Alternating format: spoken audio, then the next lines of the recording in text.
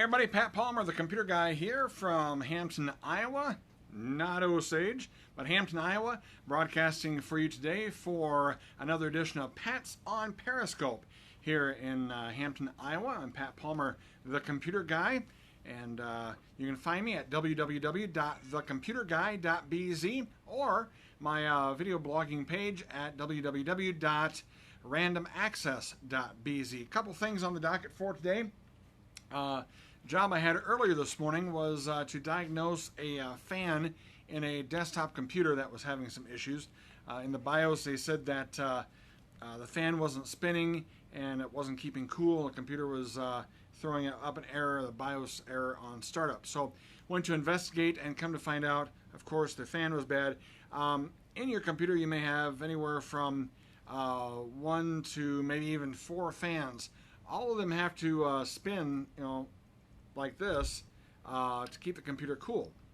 They, of course, plug into the motherboard, which is the main board, and then the motherboard sends a signal to the computer that the fan's either spinning or not spinning. I mean, if you shut off the air, it'd be like sitting in a car with no air conditioning in the Walmart parking lot, and we all know how that is with dogs these days. Anyway, so you have to make sure that the fan is spinning. What had happened was a wire had come across and for some reason had rested against one of the fan blades, just like that. So the fan couldn't spin, the computer had an error, and they sent me out to diagnose it. I moved the wire out of the way and got that put back down, and lo and behold, we've got a spinning fan again. When they don't spin, that's when they're in trouble. Like this, I pulled this out of my own computer, and you pull on it, it just doesn't spin. The bearings are shot, and in one of these, in a bigger computer type thing, you have to have the fans cooling the computer down. Also, and this is a laptop exhaust fan. Again here, barely spins, and that was causing an error on boot up. It would say fan not performing, or hard drive fan failure, or just different failures. So these fans are supposed to spin pretty much effortlessly, and or if your computer is starting to make a loud noise, you can always put your finger on the fan and stop it. If the noise goes away, you know it's the fan, and it's time to replace the fans. They're not terribly expensive. It's kind of a do-it-yourself thing. So anyway, make sure your computer keeps cool, just like you'd want to keep cool in the summertime when it was hot out. Like the car in your fan, or the fan in your car, you wouldn't want to get overheated sitting in your car. So that's what we have. Also, get yourself some compressed air. We've had, of course, in Iowa, we have a lot of farm roads, a lot of gravel roads. I see a lot of computers on gravel roads that are just filled with dust. It's not because the homeowner's a bad housekeeper. It's because the computer acts like a magnet with these fans that suck air in, blow air out, circulates this air. It's kind of like your lungs. You smoke a cigarette, air goes in, air comes out, but the air that goes in is dirty, and it just recycles that air. And so sometimes your fans and other parts of the computer get dirty. Just take some canned air and spray in there. Don't use a vacuum cleaner, but just use some canned air or air compressor. You'll have heat build up. That's not good. The dust, and if you have pets, make sure that you clean the dog hair, cat hair out of it too. If you smoke around the computer, that adds kind of an oily brown film to everything. So you may be pulling out chunks of brown, dust bunnies from the computer. So that's a little bit about keeping the computer cool and making sure that it's okay going into the fall. We're just talking a little bit about, I did a promo today for the event today from Buffalo Wild Wings. I had to do a little bit of a plug there because, of course, they were letting me use their Wi-Fi. I had my laptop there, and oh yes, you're getting attention. Thank you for saying that on the post there. You've gotten your attention. I'm not worthy. Anyway, I was at Buffalo Wild Wings with my laptop today doing some remote repair work, and anyway, I had to do some remote repair work for a company that had a printer that was down. Anyway, while I could use the Buffalo Wild Wings Wi-Fi and their outlet and their plugins and their table, I refer back to the workspace I'm in Webster City, where it's just a workspace. It's quiet, not a lot of noise. I have my own Wi-Fi. I've got my own table. If I have a customer and I've got a back room I can step into, or a meeting room, and make sure that our conversation is private. You don't hear the jukebox running or the radio running or the TV's running, and that's kind of what you have. What I also thought is how unfair it is for like somebody who is a paying customer at Starbucks. Let's say you go into Starbucks and you just want a cup of coffee. What are they? $6-7 anyway. You want a cup of coffee and sit down and just read the paper or look at your tablet. Well, then there's some guy in there doing his daily business in there with all of his work spread out at a table. If I'm the owner of the Starbucks, he's there for most of a morning or most of a day, and all he's drinking is one cup of coffee. I mean, I would think there'd be some way to get folks to move it along at Starbucks. And I know a lot of my tech friends say, well, I just went to Starbucks, or I just went to McDonald's and sat at a table and I didn't order anything. I just got a water. Well, that's kind of rude. So if you do something like that, make sure you order something of substance. And when you're done and just leave. It'd be very hard for me to sit there and watch 10 people working and using my Starbucks as an office and buying one cup of coffee apiece. That would be tough for me to watch, because you could turn those tables with so much other profit that it's really not fair to the owner or the franchise manager of Starbucks. So something to think about. Again, as my point was this afternoon, really Mason City for sure needs themselves a workspace of some sort. So I urge my friends up in Mason that's about right. Workspace is such an advantage. You do business with other people in the workspace. You're there. It's a centralized location. People can get your hours there, or you don't have to keep hours there. You just let people know to set up appointments for there. Anyway, it's a workspace concept is great. I know they just started one in Willmar, Minnesota. When I go to Minnesota next month, I'm going to swing into Willmar and look at their Work Up workspace. I know they were just about a year ago just planning it. I think in May they launched it. I want to stop by and certainly wish them well and see what they're doing. Do you think people would work more efficiently if they were in a workspace than at Starbucks? Yes, they would. Because try and call somebody from a Starbucks and you hear the background noise, you hear coffee up, and you hear this and you hear that. In a workspace where I've been in, if there is some noise or some folks coming into it or going out of it or some conversations, you can always go to the back room or to a meeting room. The workspace in Webster City has 2 meeting rooms. So you can have a class in there, or if you had a private phone call, you just take the phone call privately in another room. So that's an advantage of that for sure. So I just think it would be rude just to do all my business at Starbucks. If it was once in a while, like today at Buffalo Wild Wings, it was like once in a blue moon that I've ever taken my laptop in there. It was just an emergency. And of course, I had lunch. So it was a working lunch. I was eating and working at the same time and got the problem taken care of in Rochester today. So I know they've got them in Des Moines. They've got them in Minneapolis.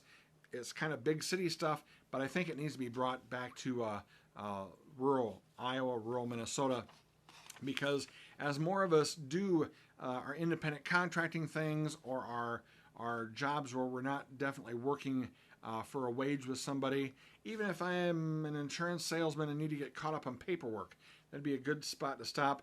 Most workspaces have like a daily fee of maybe $10, $20, something like that. You can use a copier, use a fax machine, use whatever you want. Everyone has their own rules, so you'll want to check with them. The workspace I pay for in Webster City isn't that expensive at all. I'm glad to pay it. And it's a place where I can set up office hours in Webster City, just like a dentist's office or doctor's office. Lastly, again, I want to talk about hoaxes today. And really, over the weekend, I saw some terrible hoaxes involving kids. And the hoax was they had a picture of a severely deformed kid, or he'd had surgery, or a dog bite, or something like that. And of course, under it was, Facebook will donate $1 for every like this child gets. And how hurtful to the parents that must be, because they're holding on to hope of maybe raising some money or helping with bills or something like that, and then people are making this up because because Facebook and CNN and the rest of these people are not donating $1 per like or $1 per share. I just wish some of those folks could, walk a mile in the parents' shoes that have a child that's got maybe a handicap or a birth defect or something like that. And have their face plastered all over Facebook, building up this false hope. So I really hate to see that. I also sometimes hate to see these GoFundMe pages that just pop up out of nowhere to help with what I would say are senseless things. Now, maybe the people that are starting them are thinking it's really something they need. But I know friends of mine lost a little girl, and they just want to buy a headstone for the gravesite, and that, to me, that's a worthwhile cause. Getting I've seen just some weird stuff out there. People buying a second van, or on these weird GoFundMe things. So it's to each your own, but make sure when you do these, you do a little bit of homework on what the money is really going for. But again, these pictures of these kids that are hooked up to all sorts of machines, I know it's real life, but to build up hope for the parents that say, well, $1 per click or $1 per like is going to help these kids, it just isn't going to happen. So I hate it for those folks who have to do that. Getting back to social media, and since I see my friends on here from Webster City, and I was talking about Webster City, had a chance to videotape, or it really wasn't tape, it was shoot a video of for a YouTube promo for a wellness spa over in Webster City. I hope that they are getting that video put together. It was putting pigment as your lower and upper eyelid for like eyeliner, and that's something I wouldn't do. But boy, I tell you what, that was neat work to watch. Like I said, I don't think I would do it. I'm not that brave, but that was sure neat to watch. Anyway, I can't wait till the video comes out and see how it looks. They did a real good job, and Sarah was a good sport for having that done. Of course, she wanted it done, but anyway, having that done, and it was a neat little project to work on there when I was in Webster City on Friday. And we talked a lot about video. We talked about Periscope, and we talked about putting videos on YouTube, and I showed them the Periscope. If you watch the replay on Wednesday, that it's just not this little narrow video. It's fills the whole screen with the YouTube video, because I wanted to have some verbiage around the screen. And if I just posted just the Periscope, it would just be this small little narrow thing on YouTube, and nobody likes the vertical video syndrome anyway. So that's what I was talking about on that. So again, for the tech part of it, make sure that your fans are clean. Blow some air in there. If they are stuck like this one, the bearings are frozen, make sure you get yourself a new fan, so it just effortlessly spins around when you spin the fan. Spins like that. Once the computer gets hot, the hard drive starts to overheat, and other things start to overheat, that's when we have the problems. And that's when Pat has to come in and say, it's the hard drive. And then that's an added expense and added stress, and added doesn't need to happen. So, and some hard drives have a fan that's pretty much right on top of them, and the processor has a fan that's right on top. Make sure the processor fan for sure is spinning and is free of dust and debris. The small laptop fan I pulled out of a laptop the other day had some sort of grungy, oily dirt on it, and it just wouldn't spin, and send an error to the computer saying fan failure. So when you see a fan failure on the laptops especially, and on your desktop, make sure you get those checked out right away. Make sure there is no fan failure. For desktops, you can take the side off the computer, turn the computer on, see if all the fans are running, and not making a whole lot of noise, because when they start to make noise, that's when the bearings go out, and you're going to have a problem. So again, for social media part of it, we talked about workspaces and how valuable workspaces are, like the one I use in Webster City in Tandem, and other workspaces I know that are in Des Moines and Minneapolis, and the new one in Willmar, Minnesota that just opened in May. I want to get up there and see that. Again, the hoaxes, terrible thing, posting those pictures of those kids, just terrible. I saw one that had a dog bite or something like that. And it just wasn't true. Facebook was not giving $1 per post for that, so or $1 per like. So anyway, that is our show for today. I hope everybody's enjoyed another edition of Pat's on Periscope. You'll watch the replay Wednesday morning starting at 7:30 a.m.